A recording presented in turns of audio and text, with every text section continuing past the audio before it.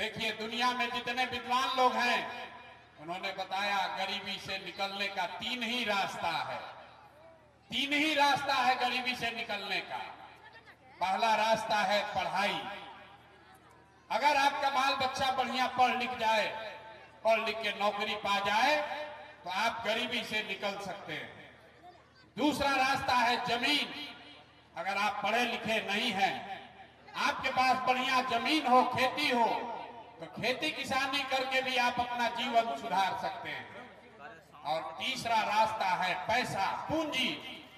अगर आप पढ़े लिखे नहीं हैं, आपके पास जमीन भी नहीं है, लेकिन पैसा हो, अगर कोई कर्ज भी दे दे तो कोई ना कोई रोजी रोजगार, दुकान व्यापार करके आप अपना जीवन सुधार सकते हैं।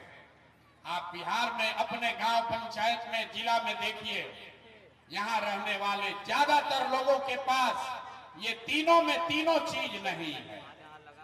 जो गरीब है उसके बच्चे के पास पढ़ने का उपाय नहीं है।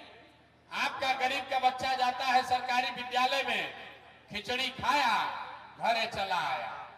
आप में से कुछ लोग पैसे वाले हैं, अपने बच्चा को प्राइवेट स्कूल में भेज रहे हैं।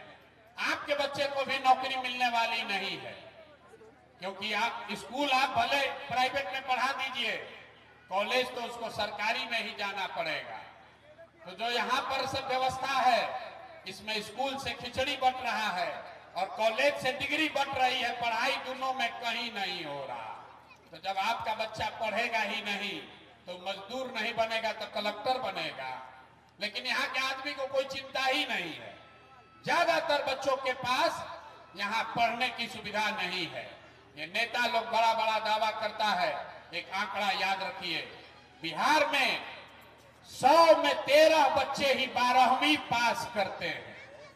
100 में 13 बच्चा को 12वीं पास करने का अवसर है। 87 आदमी 12वीं पासे नहीं कर रहा है, वो नौकरी क्या करेगा?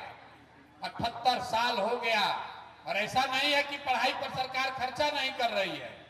आपका हमारा 50,000 करोड़ रुपया हर साल, 50,000 करोड़ रुपया खर्च होता है आपके बच्चों के पढ़ाई के नाम पर, और किसी 50 को बच्चा को भी पढ़ने का उपाय नहीं है।